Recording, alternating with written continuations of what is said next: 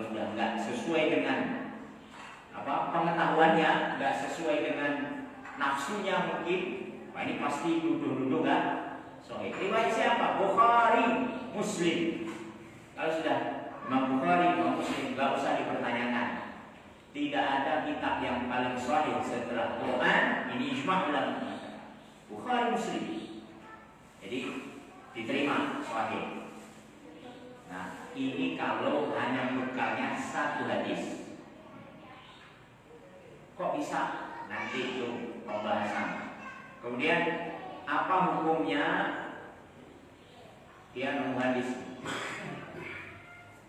Rupanya Rasulullah pernah mengatakan, siapa yang di rumahnya ada alat ini, maka dia dihinakan. Rasulullah menunjuk apa? Alatul hars. Alatul hars itu kalau sekarang mungkin cangkul. Alatul hars, alat untuk mengolah tanah. Ya, mungkin traktor. Ya, kalau modern ya, kalau yang agak klasik ya cangkul. Atau apalah. Ya dulu mungkin ya cangkul. Namanya alatul hars kalau bahasa Arab. Di rumahnya ada yang nyimpan cangkul nggak? Itu ada hadisnya. Siapa yang di rumah yang menyimpan ini, kata Rasulullah, dihinakan sehina-hinanya. Wah, ini kan ngajak perang sama petani. Kalau bekalnya hanya satu hadis, kemudian dia tentang-tenteng, bahkan yang dibaca adalah terjemahannya, rupanya terjemahannya begini, maka orang akan sesat. Mana jawabannya? Di kitab fikih sudah dijelaskan semuanya itu. Bagaimana caranya, bagaimana kesimpulan hukumnya, kemudian cara menyimpulkan hukumnya bagaimana. Nah itu di kitab fikih. Istimewanya itu di situ. Ada slogan, kembali kepada Quran, kembali kepada Sunnah. Sering kan kita dengar itu, anak-anak muda sekarang itu ada generasi Qurani. Back to Quran, back Sunnah. Kami generasi Quran, Sunnah, cinta Quran, cinta Sunnah, dan seterusnya itu. Slogan-slogan seperti itu bagus sekali. Tapi yang dimaksud Quran mereka itu yang mana? Rupanya mereka itu kembalinya Quran terjemah, ya kan? Bisa bahasa Arab nggak? Nggak bisa. Yang dibaca Quran terjemahnya. Misalnya alif lam mim, apa maksudnya? Terjemahannya itu hanya Allah yang tahu. Kenapa ya? Terjemahan Quran yang mereka ajak mereka kembali kepada Quran itu terjemahan Quran versi depan. Benar? Ya benar. Memang Quran terjemahan sudah dialih bahasakan ke bahasa kita. Tetapi nanti akan terjadi kesalahan besar kalau mereka tidak menggunakan fikih. Ya, fikih itu istimewanya. Ini kita belum belajar bab-babnya. Nanti kita di akhir yang mau dipelajari apa saja kurikulumnya. Ini mukadimah keistimewaan ilmu ini. Jadi keistimewaan fikih yang kita pelajari ini adalah al-ilmu. Jadi ilmu, jangan nafsu. Asal nggak sesuai. Ini masjid nggak pakai kunut. Orang harus mau sholat masjid, nggak mau sholat berjamaah di masjid itu nafsu namanya. Wah ini orang pakai kunut, nah, dan seterusnya. Ini orang pakai kunut, saya nggak mau sholat di masjid ini. Ini bid'ah, ahlu bid'ah. Kunut dikatakan bid'ah. Ini nafsu, bukan ilmu. Harus pakai ilmu. Mereka fikih itu al-ilmu. Apa alasannya? Kenapa pakai kunut? Kunut itu di mazhab Syafi'i sunnah muakkadah dan jumhur ulama. Bukan hanya mazhab Syafi'i, jumhur semuanya mengatakan sunnah muakkadah. Bahkan kalau lupa imam tidak baca kunut, ini kunut ini. Ada kunut kan? Enggak. Saya firasat kayaknya enggak kunut. Enggak usah kunut. Saya biasa kunut, biasa enggak juga. Tinggal request yang mana. Kalau imam lupa yang enggak kunut, itu harus diganti dengan sujud sahwi. pengajiannya. Tiba-tiba dengan nafsu seenaknya, ini masjid ahlul bid'ah. Ini nggak pakai ilmu. Ini keistimewaan fikih al-ilmu. Dan ilmu itu kan banyak sekali. Di fakultas kita, di universitas-universitas yang ada ini, ada ilmu tentang bangunan. Apa nama fakultasnya biasanya? Teknik sipil. Ada ilmu interior, ada ya sipil juga banyak. Jenis cabang-cabangnya. Itu ilmu dari Allah atau bukan? Nah, fikih itu istilahnya al-ilmu bil ahkam asy-syar'iyyah. Ini hukum dari Allah, fikih. Kalau ilmu yang lain, ilmu bangunan, ya semua ilmu sih dari Allah. Gak ada yang ilmu dari kecuali ilmu mungkin sihir kali ya. Nah, kalau ilmu yang baik semuanya dinisbatkan kepada Allah. Semua ilmu keburukan itu nggak boleh dinisbatkan kepada Allah. Sekalipun ya mungkin nggak ada yang tidak dari Allah. Ilmu apapun. Tapi kalau itu keburukan itu nggak boleh dinisbatkan kepada Allah. Nah, ilmu bangunan itu ada dalam Quran. Ya dari Allah. Tapi paling hanya isyarat-isyarat. Isyaratnya misalnya ini, ayat kami bangunkan di atas kalian langit 7 lapis. Wa banaina fawqakum sab'an shidada. Itu bangunan kan. Tapi gimana teknisnya? Allah enggak buat rumus-rumus. Udahlah kamu serahin aja. Terserah kamu kreasi-kreasi gimana kamu buat bangunan. Ternyata Allah juga enggak membuka rahasia. Bagaimana cara membangun langit? Siapa yang teknik sipil? Ada nggak pelajarannya? Cara membangun langit? Nggak bisa. Nggak dibuka oleh Allah semuanya. Dan itu hanya isyarat. Kami bangunkan langit. Itu bangunan. Terus manusia muslim dengan muslim yang lain itu kalbunyan seperti bangunan Yesus juga ba'dhum. Itu ilmu bangunan. Tapi dalam Quran hanya banaina kami bangunkan. Kalbunyan seperti bangunan. Ada teknis yang enggak disebutkan, hanya isyarat-isyarat. Tapi itu hari ini dunia luar biasa kaum muslimin ingin mempelajari ilmu bangunan.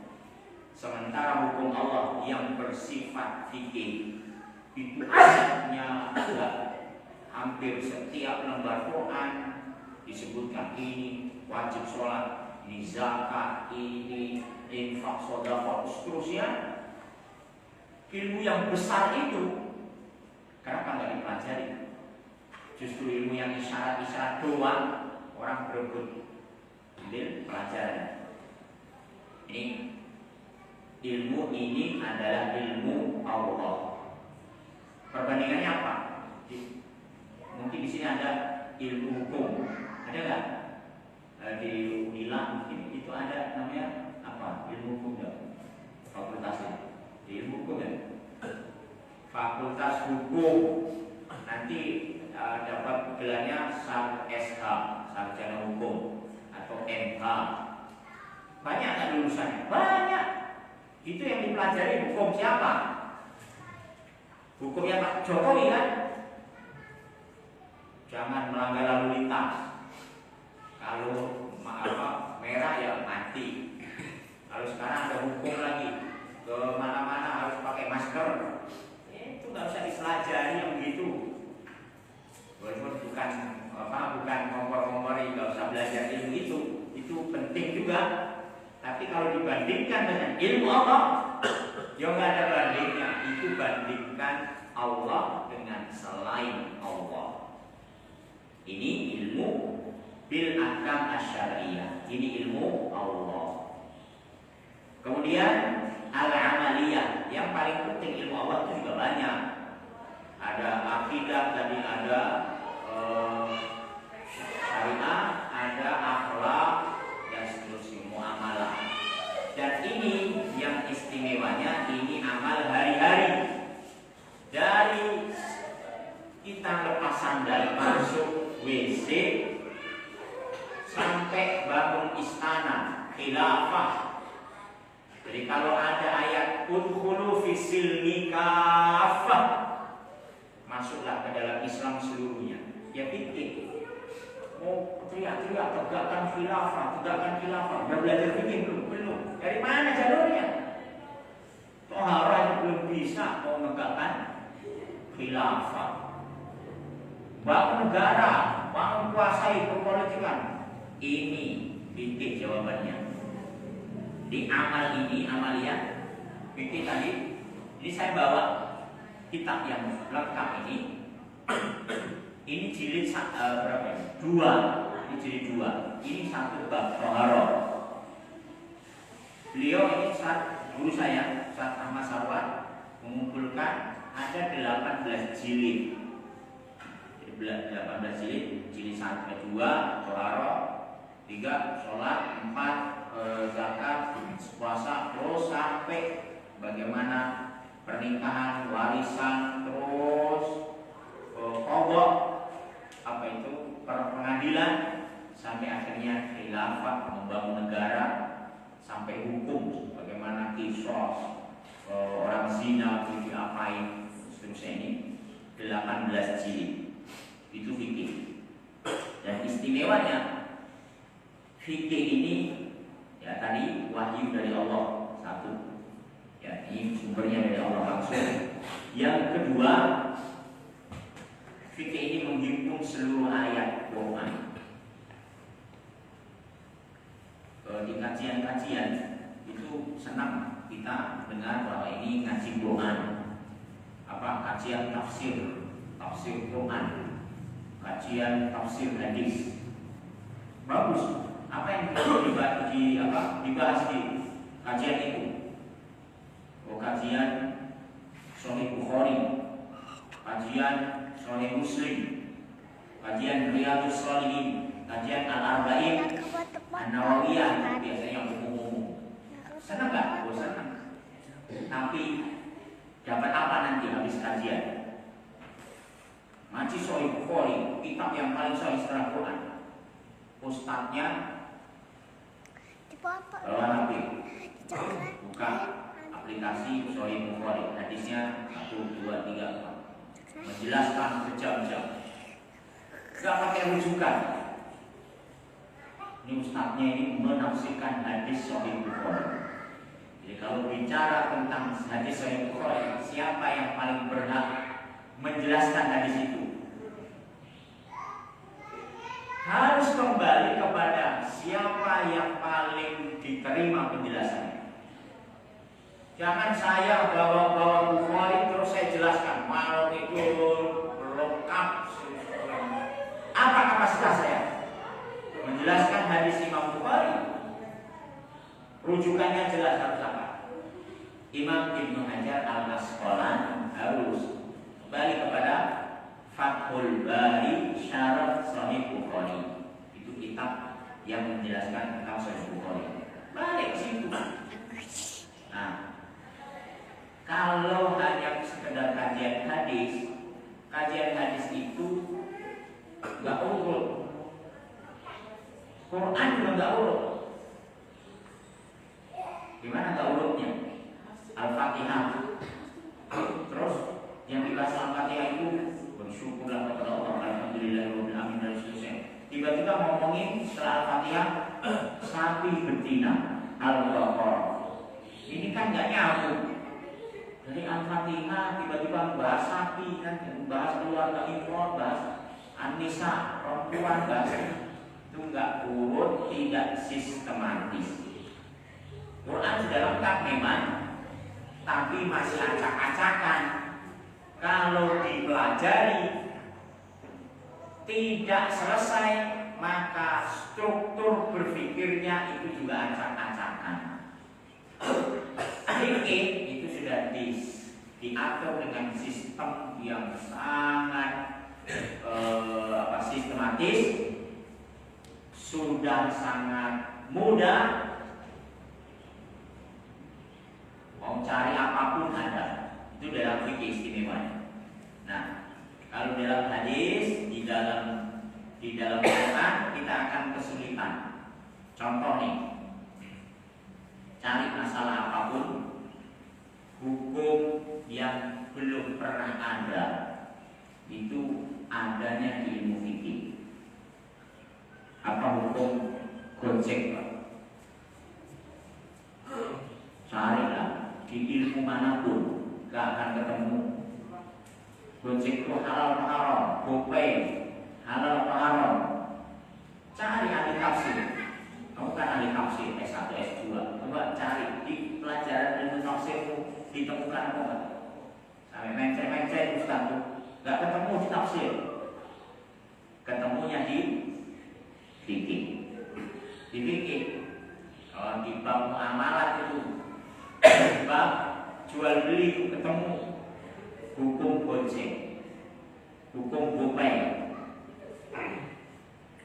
Dan terus ketika ada ditawarkan satu kajian-kajian baru, tidak akan ditemukan di kitab hadis, tidak akan ditemukan di Quran. Quran itu seperti saya ibaratkan gudang. Gudang itu semuanya ada dalam. Mau cari apa gunting, mau cari isolasi, mau cari cangkul, semuanya ada di dalam gudang. Orang nyimpen semua barang di situ. Di Quran semuanya ada. Tapi begitu kita butuh, apa ada apa? Isolasi. Bongkar satu ruangan, satu gedung, nggak ketemu-temu. Tapi kalau di fikih cari isolasi gimana? Fikih itu seperti kayak perpustakaan rak. Ini tentang buku tentang pertanian, ini buku peternakan, ini buku bangunan, ini buku tentang kesehatan, ini buku tentang tanaman hidup. Tinggal cari. Buku apa? Isolasi. Di sini toko apa isolasi ini? Jangan toko bangunan nyari isolasi. Nyari ini di toko di apotek misalnya. Ya, di toko ini, di toko sembako. Jadi sudah diklasifikasikan. Ini bab apa? Fikih. Ketemu semua. Kalau di Quran, hukum GoPay nggak ketemu. Nah, nggak sistematis Quran itu, sehingga ini istimewanya, enaknya begitu. Nah, sekarang saya tawarkan. Kalau mau ngaji fikih, mau bab apa dulu? Bab muamalah, apa bab toharoh, apa bab sholat? Itu sudah gampang. Bab sholat dulu Ustaz. Oke, bab sholat. Ini yang mau dipelajari. Ini. Nanti strukturnya begini, goalnya begini. Udah. Berapa lama? Selesai. Bab toharoh ya begitu semua. Ini bab toharoh kalau dipelajari ada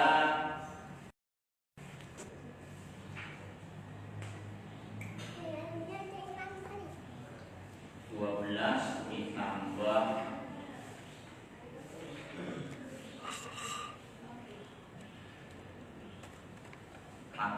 500 halaman. 500 halaman itu berapa judul ini? Ya mungkin setengah tahun lah selesai. Setengah tahun selesai dari awal sampai akhir. Nanti kita sistem ngajinya supaya luas pendalamannya. Kita ngaji di perbandingan mazhab. Ya, ini pendapat mazhab siapa sebagai pengayaan supaya luas, tidak kemudian kita kaku. Saya mau nanya dulu nih, ngetes saja. Sudah sampai mana toharoh yang belajarnya? Apa hukum babi, Pak? Jangan ragu-ragu. Halal. Kalau dimakan berlarang. Halal. Halal apanya ini? Kalau binatangnya mah halal gitu. Binatangnya halal. Kalau dimakan haram. Jadi halal diapain? Ya kalau dilihat kan nggak apa-apa berarti. Ini sudah agak cerdas ini. Binatang babi halal. Ya enggak halal, gimana halal? Binatang ini agak sesat ini. Tapi agak agak jeli juga. Kalau dimakan baru haram, itu benar. Ya, tapi kalau jawabannya halal itu yang salah. Kenapa? Apa hukum babi? Ya kita balik, ya nggak ada hukumnya loh. Babi apa hukumnya? Nggak ada hukumnya. Itu yang benar. Bukan halal, tapi tidak ada hukumnya. Babi tidak ada hukumnya. Kalau dimakan, haram babi. Kalau disentuh, sekarang disentuh babi itu najis. Oke, dosa apa enggak? Dosa nggak kita nyentuh babi? Enggak. Hukumnya bisa wajib. Menyentuh babi hukumnya wajib. Kenapa?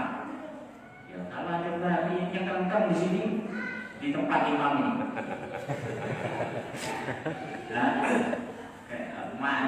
mati karena kena corona masuk masjid ya. Tidak mati coba. Wajib apa enggak itu? Ya berpahala apa enggak? Yang bersih itu, yang pegang-pegang babi. Nah, ini saya babi. Dapat pahala. Ini fikih. Jadi harus jeli, harus detail, harus rinci apa sebenarnya hukum yang mau dikeluarkan dari situ. Babi nggak ada hukumnya. Kalau dimakan haram. Haram untuk siapa? Kalau saya haram, mungkin bapak-bapak wajib makan babi. Ya udah seminggu nggak makan, mati kalau nggak makan. Ini adanya babi, makan aja. Kalau saya haram, gitu. Karena saya masih banyak makanan di rumah. Nah ini fikih. Tapi saya mau konsentrasi ada di situ. Fikih babi hidup itu disentuh tidak najis. Disentuh kan najis. Tadi kan najis.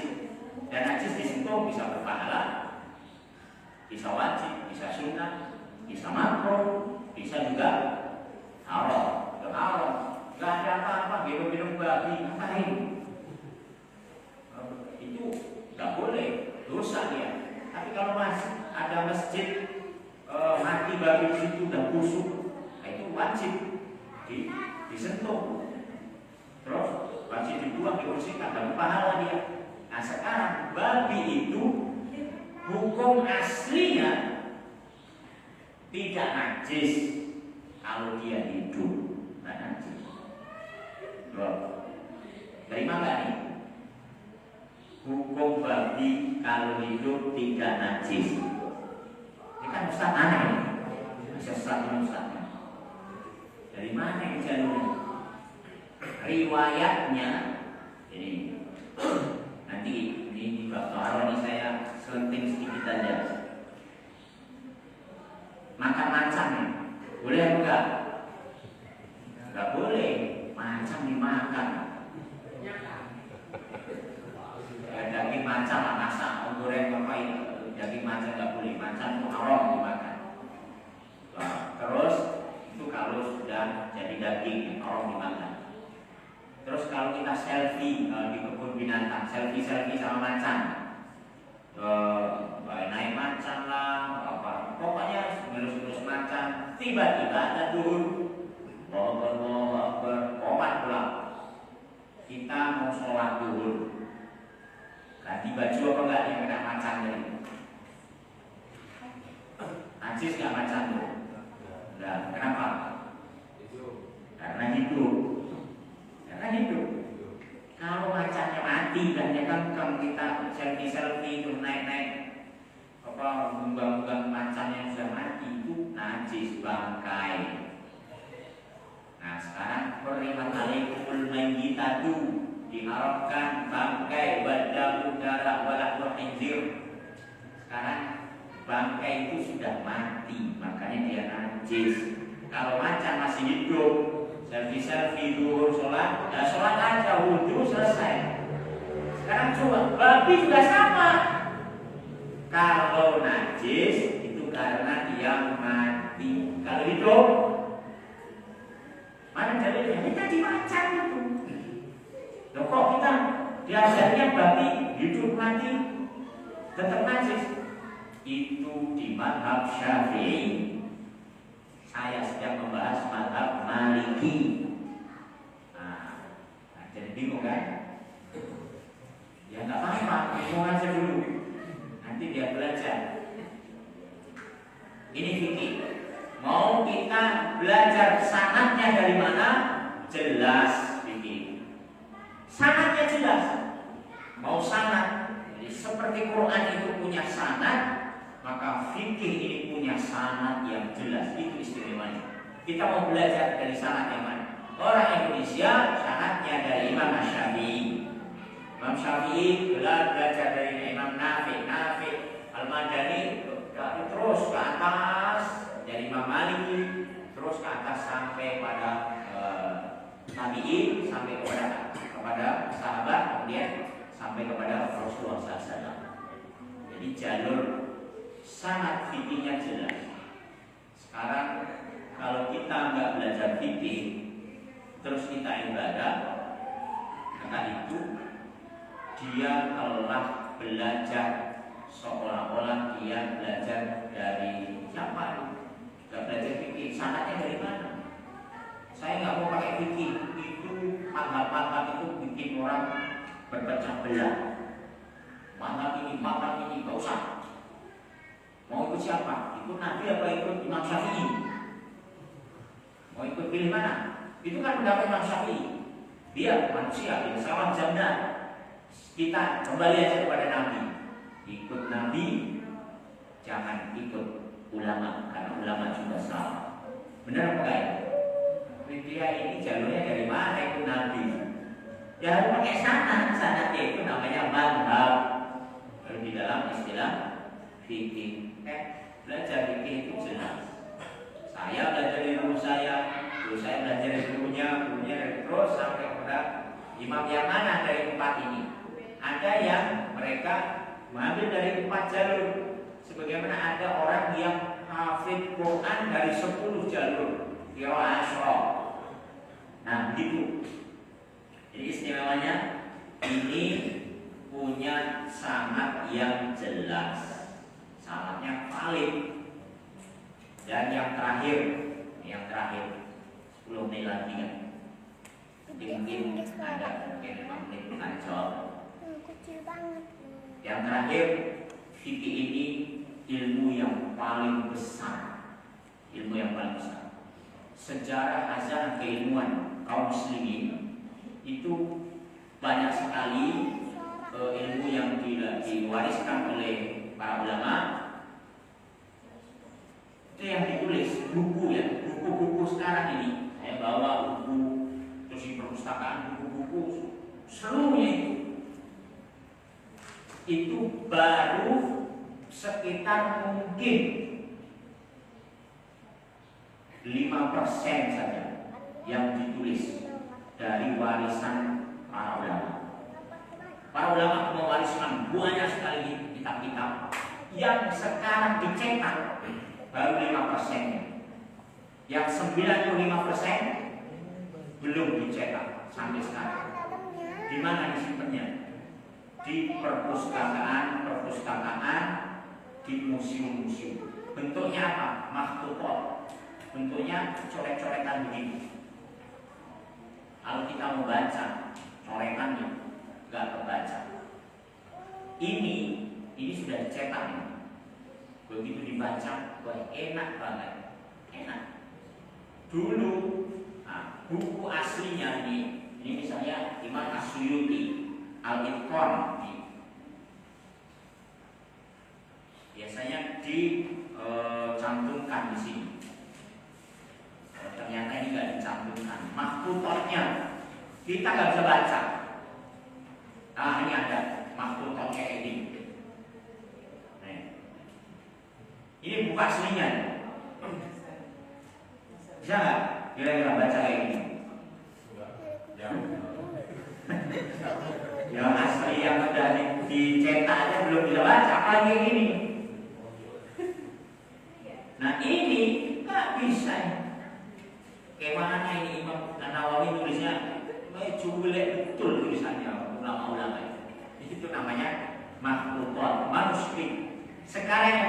cetak, ya, jadinya kayak gini.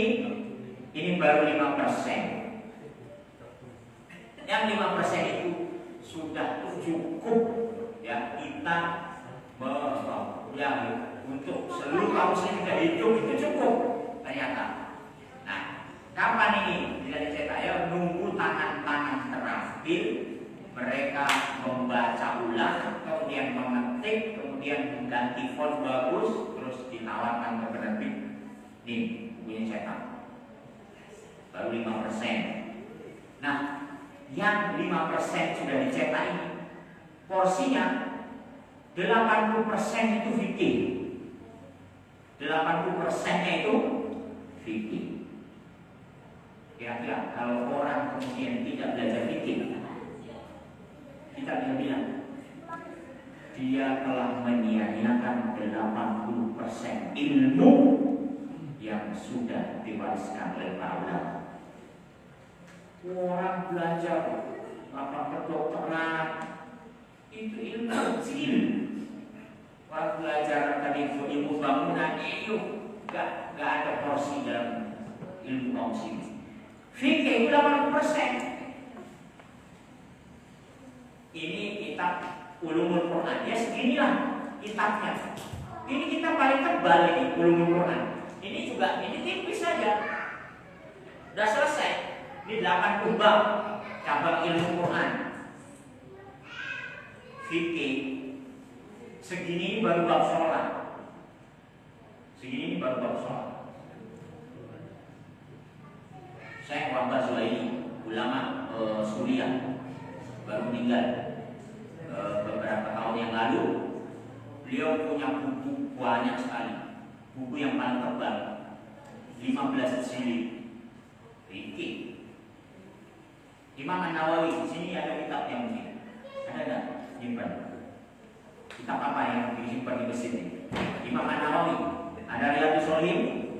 Nggak ada. Tapi biasanya ya populer ini. Terus ada apa lagi? Arba'in Nawawiyah, ada Tibyan fi Adabi Amalul Quran. Itu buku kecil-kecil Imam Nawawi itu. Hadisnya kecil. Beliau punya buku yang tebal sekali. Judulnya Al-Majmu' Syarah Muhaddab. Itu kita fikih 30 jilid. Imam Nawawi 30 jilid fikih. Jadi ulama-ulama mewariskan ilmu yang paling besar itu fikih. Di Kuwait dicetak buku paling tebal di dunia 45 jilid lah. Kalau 45 jilid segini dijejerkan sampai dari mana? Dari ujung situ paling sampai sini lagi. Buku paling tebal yang pernah ada di dunia. Judulnya Al-Mawsu'ah Al-Fiqhiyah Al-Kuwaitiyah. 45 jilid fikih.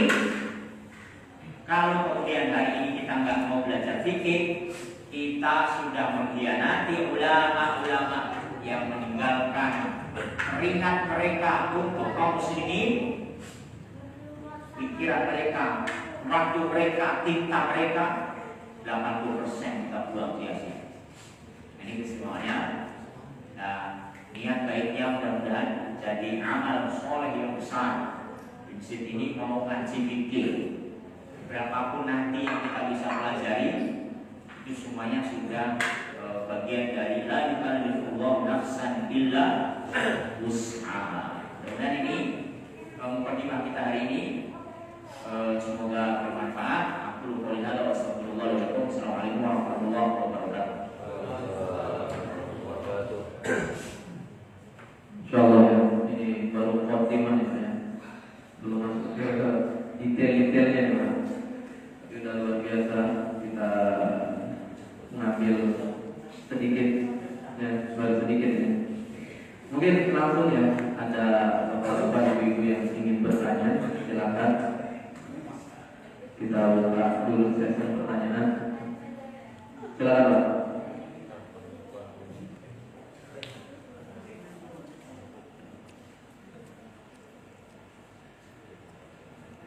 Ayah, boleh Pak. Assalamualaikum warahmatullahi wabarakatuh.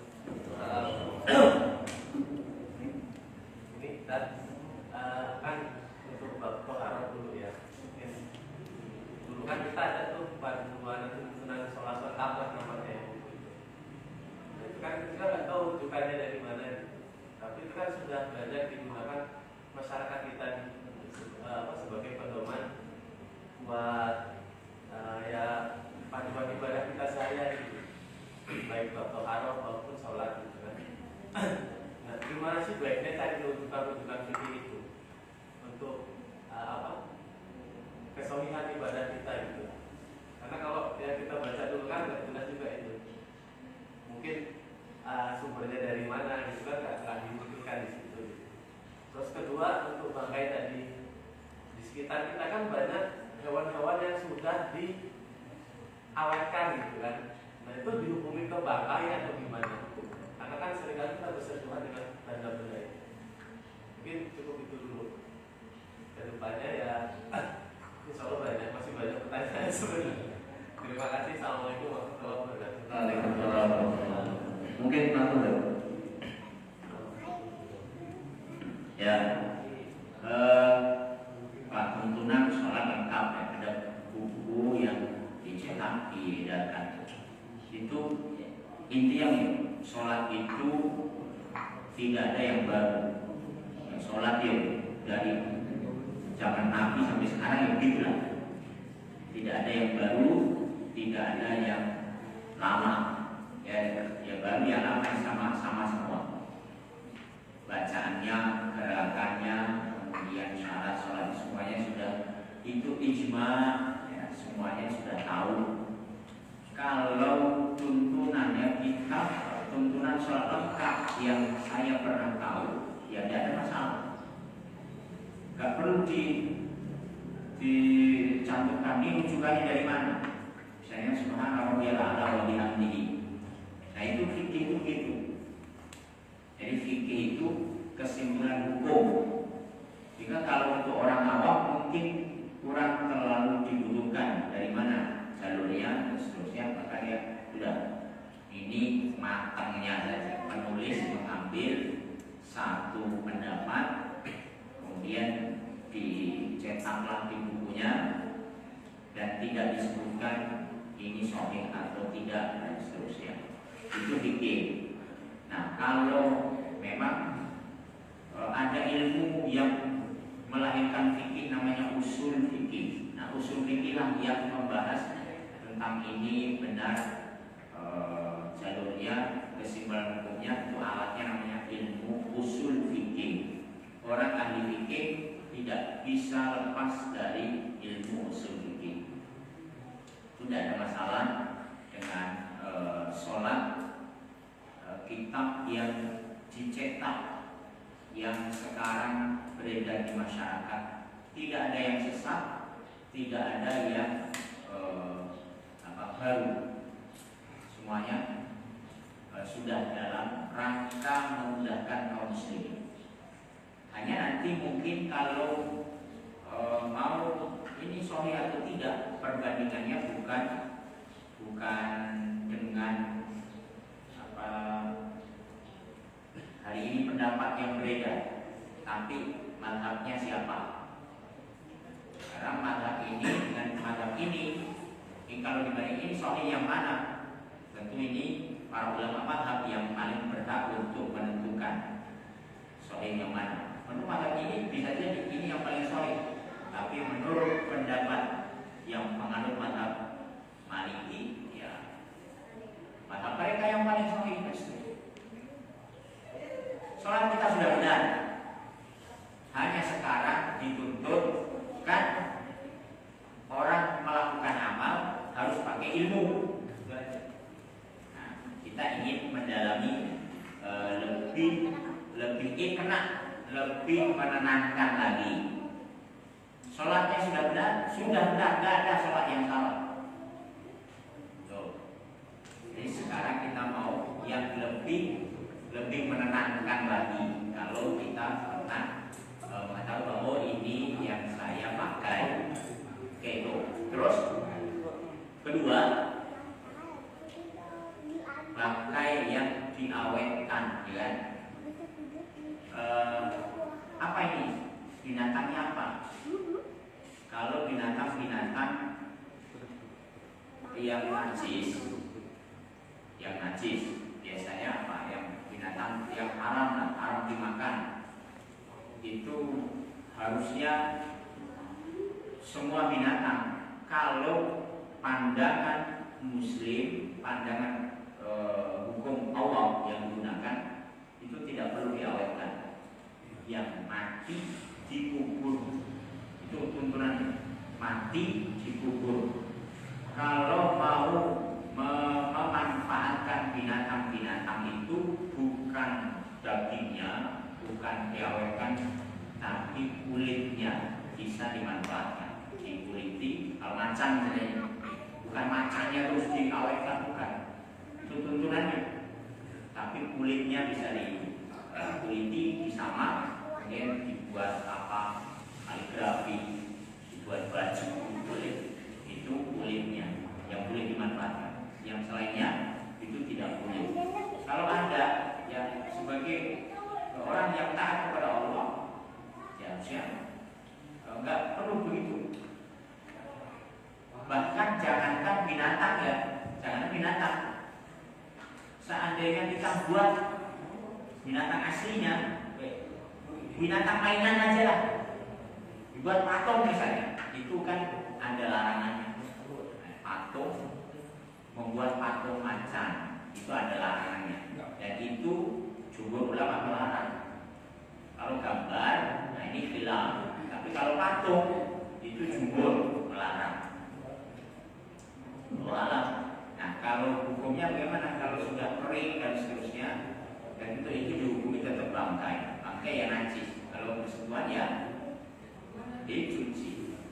Dan tidak boleh menyimpan benda-benda najis. Kita ya sebisa mungkin minimalisir. Bahwa oke ya, Mas Ridwan ya. Mungkin ada lagi terakhir yang ingin bertanya. Ini baru mukaddimah ya tentang ilmu fikih. Nanti lebih banyak lagi ya. Panjang ini perjalanan kita 4 tahun belajar fikih. Ada lagi mungkin? Cukup ya? Oke. Mungkin ini ya yang bisa kita pelajari pagi ini ya. Mukaddimah tentang ilmu fikih. Ilmu fikih ini ilmu yang luas ya. Ilmu yang wajib kita pelajari karena luas yang luar biasa.